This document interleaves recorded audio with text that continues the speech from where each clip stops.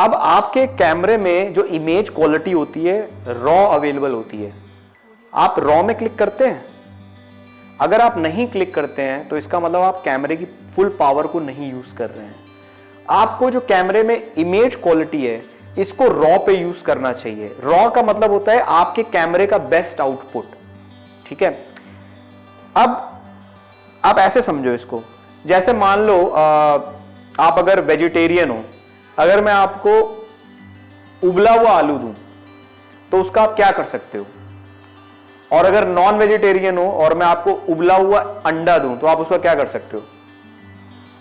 नमक लगा के खा सकते हो, और क्या करोगे, और एक दो चीजें और आप कर सकते हो। लेकिन अगर मैं आपको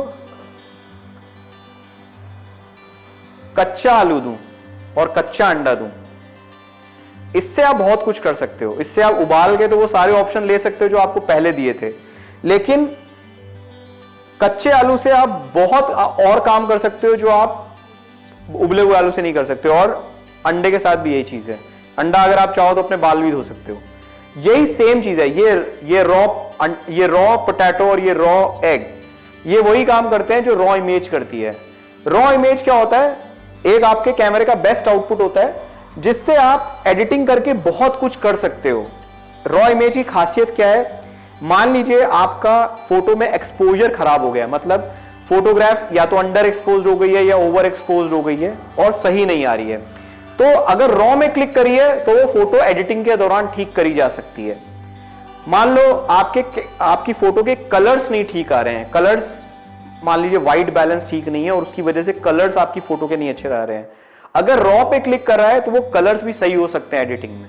ओके, अब एडिटिंग करने के कुछ सॉफ्टवेयर्स होते हैं। अगर आप बिल्कुल नए हो, एडिटिंग आपको बिल्कुल नहीं पता है, आप कभी नहीं करते हो एडिटिंग, तो गूगल पिकासा से आप स्टार्ट कर सकते हो। गूगल पिकासा रॉ फाइल्स को एडिट कर सकता है। उसके अगर नेक्स्ट लेवल पे जाना है तो निकॉन का एक सॉफ्टवेयर आता है कैप्चर NXD, ये भी रॉ फाइल्स एडिट करता है निकॉन की, आप उसको यूज कर सकते हो। और अगर आपको बिल्कुल प्रोफेशनल लेवल का काम करना है, जो वर्ल्ड में जितने भी प्रोफेशनल फोटोग्राफर्स हैं वो यूज करते हैं एक software Adobe Lightroom. Adobe Lightroom एक प्रोफेशनल सॉफ्टवेयर है रॉ फाइल्स को एडिट करने के लिए। तो आप करते क्या हो, आप क्लिक रॉ पे करते हो, उसके बाद अपने फाइल्स को पकाते हो और उसके बाद जो फाइनल आपका जो आउटपुट होता है उसको जेपेग में एक्सपोर्ट करते हो और अपने कस्टमर को दे देते हो। तो ये मेन काम है रॉ फाइल का।